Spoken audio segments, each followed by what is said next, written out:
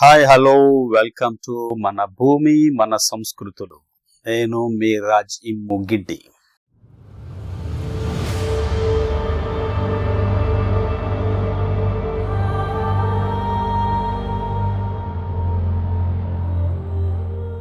Cap అంటే ఏమిటో మీకు తెలుసా? కాప్ అంటే పోలీస్ ఆఫీసర్ కాదు, అలాగని పోలీస్ ఫోర్స్ అంతకంటే కాదు. మరేమిటి?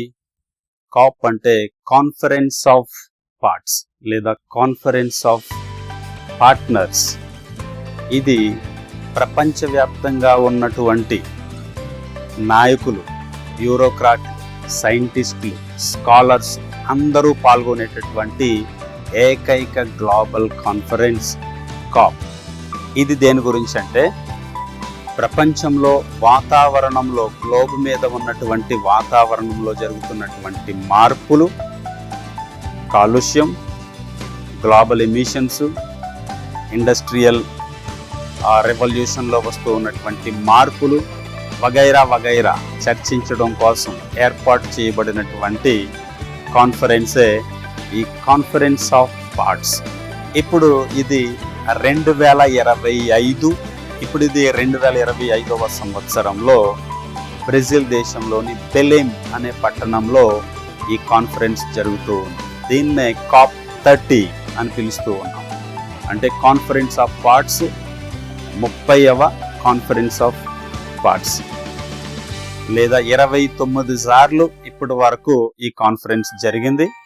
ఇది 30వ కాన్ఫరెన్స్ అని మనం అర్థం చేసుకోవాలి.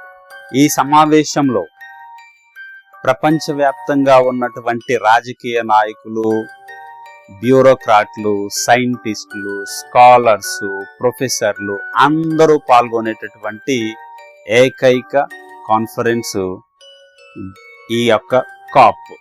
ఇది సంవత్సరానికి ఒక్కసారి సమావేశం అవుతూ ఉంది. ఇది యునైటెడ్ నేషన్స్ ఆర్గనైజేషన్లో ఒక భాగంగా ఉంటూ ఉంది. వాతావరణ పరిస్థితులను సమీక్షించడం కోసం ఏర్పాటు చేయబడినటువంటి ఈ COP30 ఇప్పుడు బ్రెజిల్ దేశంలో బెలెమ్ అనే పట్టణంలో జరుగుతూ ఉంది. దీనిలో 154 దేశానికి చెందినటువంటి రాజకీయ నాయకులు, బ్యూరోక్రాట్లు, సైంటిస్టులు, స్కాలర్స్ అందరూ కూడా పాల్గొని వాతావరణంలో వస్తూ ఉన్నటువంటి మార్పులు, దాని రిజల్యూషన్స్ గురించి చర్చించడం కోసం సమావేశం అవుతూ ఉన్నారు. దీనికి స్టార్టింగ్ పాయింట్ ఎక్కడో మీకు తెలుసా? ఇది రియో డి జనైరో అనే పట్టణంలో బ్రెజిల్లోనే 1992లో దీనికి స్టార్టింగ్ పాయింట్గా చెప్పుకోవచ్చు. దాన్ని ఎకో 92 అనే టెక్నికల్ టర్మ్తో పిలుస్తూ ఉన్నారు. 1992 జూన్ నెలలో రియో డి జనైరో అనే బ్రెజిల్లోని ఒక పట్టణంలో జరిగినటువంటి ఒప్పందంలో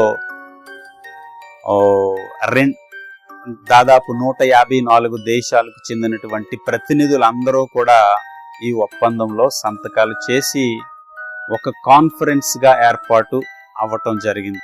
దాన్నే మనం United nations framework convention on climate change అని పిలుస్తూ ఉన్నాం. ప్రతి సంవత్సరము కూడా ఈ కాన్ఫరెన్స్ ఏదో ఒక దేశంలో, ఏదో ఒక పట్టణంలో సమావేశం అయ్యి గ్లోబ్లో వస్తూ ఉన్నటువంటి చేంజెస్ గురించి చర్చించి దానికోసం రిజల్యూషన్స్ చేయడానికి ఏర్పాటు చేయబడింది. ఈ యొక్క కాన్ఫరెన్స్లో భారత్ పార్టిసిపేట్ చేయటమే కాకుండా, సంతకాలు చేయటమే కాకుండా 8వ కాప్ కాన్ఫరెన్స్ ఆఫ్ పార్ట్స్కి ఢిల్లీలో అక్టోబర్ 23 నుంచి నవంబర్ 1 వరకు జరిగినటువంటి సమావేశాలకి ఆతిథ్యం ఇచ్చింది, హోస్ట్గా వ్యవహరించింది కూడా. మొట్టమొదటి కాప్ సమావేశం బెర్లిన్ నగరంలో, జర్మనీలో 1995లో జరిగింది. దానిలో చేసినటువంటి రెజల్యూషన్ ఏంటంటే గ్లోబల్ ఎమిషన్స్ ఏవైతే ఉన్నాయో అవి గ్రీన్ హౌస్ గ్యాసెస్ ఎమిషన్స్ ఏవైతే ఉన్నాయో వాటిని రిడ్యూస్ చేయటం. అంటే గ్రీన్ హౌస్ గ్యాసెస్ అయినటువంటి కార్బన్ డైఆక్సైడ్, మీథేను, నైట్రస్ ఆక్సైడ్ లాంటివి ఇండస్ట్రియల్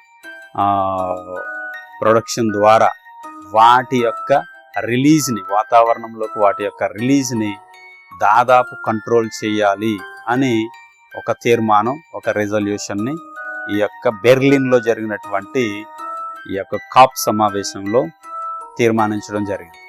ఇది ఇలా ఉంటే కాప్ టూ 1996 జెనెబ్రా అనే సిటీలో స్విట్జర్లాండ్లో జరిగింది. దాంట్లో ప్రధానమైనటువంటి రెజల్యూషన్ ఏమిటంటే గ్రీన్ హౌస్ గ్యాసెస్ని తగ్గించడంతో పాటు ఈ యొక్క అభివృద్ధి చెందుతూ ఉన్నటువంటి దేశాలు గ్రీన్ హౌస్ గ్యాసెస్ ఎమిషన్స్ని, వాటి విడుదలని ఏ విధంగా తగ్గించాలో ప్రణాళికలను సిద్ధం చేయాలి అని, వాటి ప్రాజెక్ట్స్ను ఏర్పాటు చేసుకుని ప్రతి దేశము కూడా పాటించాలి అని చెప్పేసి ఈ యొక్క రెజల్యూషన్ చేయటం జరిగింది. ఇలా ఇప్పటి వరకు కూడా 29 కాన్ఫరెన్సులు గ్లోబల్ క్లైమేట్ చేంజ్ మీద ఇప్పటి వరకు జరిగాయి. అయితే 2024 సంవత్సరంలో కాప్ 29 అనేటటువంటి జరిగింది. అది బకు అనే సిటీలో అజర్బైజాన్ అనేటటువంటి దేశంలో నిర్వహించడం జరిగింది.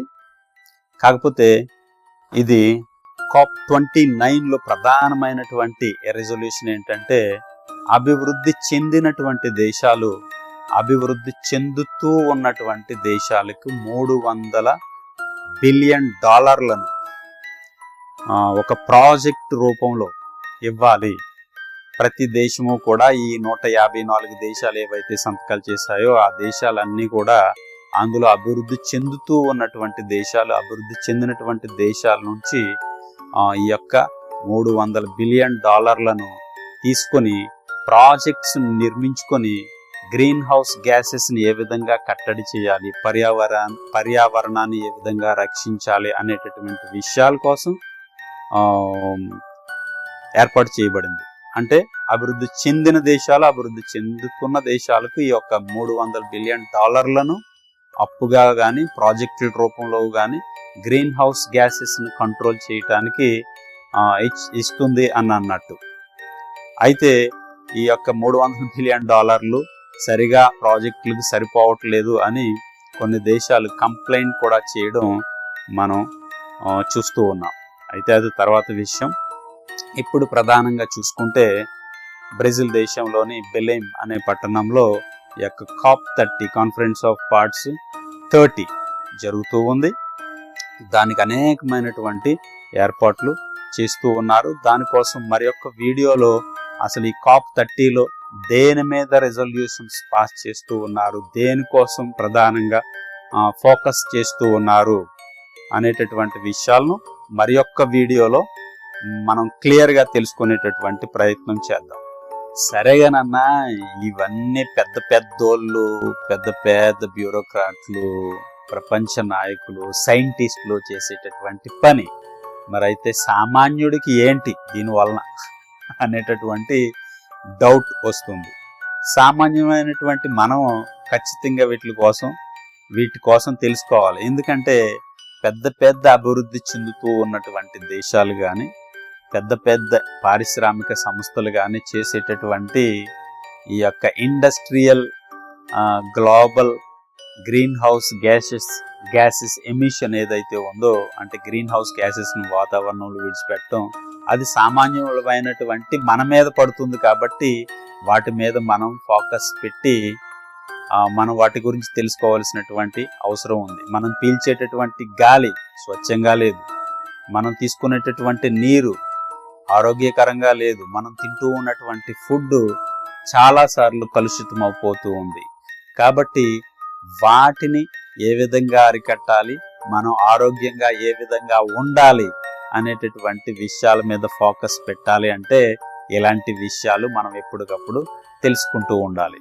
చూస్తూనే ఉండండి, ఫాలో అవుతూనే ఉండండి, సబ్స్క్రైబ్ చేసుకోండి మన ఛానల్. మన భూమి మన సంస్కృతులు. నేను మీ రాజీ మొగ్గిడ్డి.